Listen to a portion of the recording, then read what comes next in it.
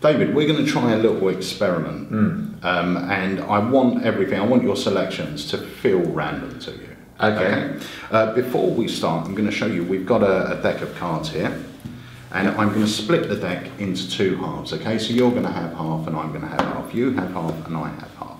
But I've also got 3 very special cards, which I am going to pop somewhere in yours. I don't want you to know where they are. I don't want you to know what they are, but they'll become relevant in a moment. What I'm going to ask you to do is don't look at the faces, but give them a shuffle. Okay.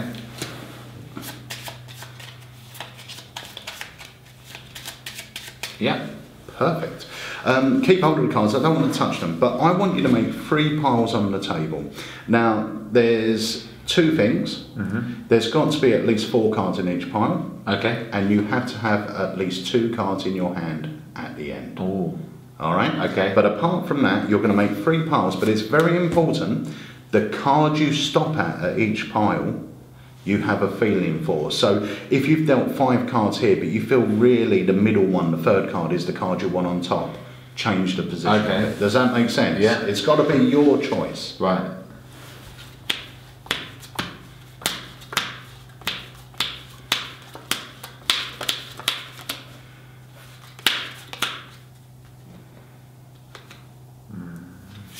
Okay. Now, do you want to pick these piles up and shuffle them, or do you want to change their positions? I'm going to shuffle this one. You're going to shuffle that one? Just to be extra awkward. And I'm going to place it there. Okay, but the rest of them you're happy with? Yes. Okay, these you didn't want? No. Perfect, we'll pop those just there for the moment. Now you're going to make some conscious decisions. Everything you did there, even though you made conscious choices, you weren't influenced by any card because you can't see the faces. Right. Does that make sense? Yeah. Okay.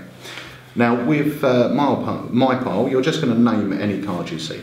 The King of Spades. And what pile do you want it to go on? Pile number 1, 2 or 3? Ooh, 2. Sure? Yes. Happy? Uh-huh. Okay, name another card. The 4 of Diamonds. And which pile? This one. Sure? Yes. Perfect. And last one, you can have any card. 3 of Spades. 3 of Spades, sure? Yes. And that has to go there. Okay.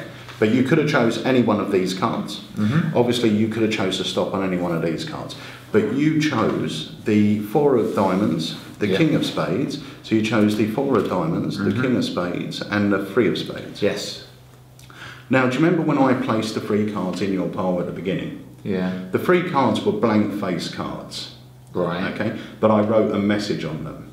Okay. And the message was sort of like a prediction. All right. So on one of the cards, I actually did write the 4 of Diamonds. On the other card, I wrote the King of Spades, and on the other card, I wrote the 3 of Spades. But you shuffled them up. You dealt the piles. You have no idea what cards you decided to leave on top of the pile. True. Yeah? So let's see. Fingers crossed. Let's see if this works.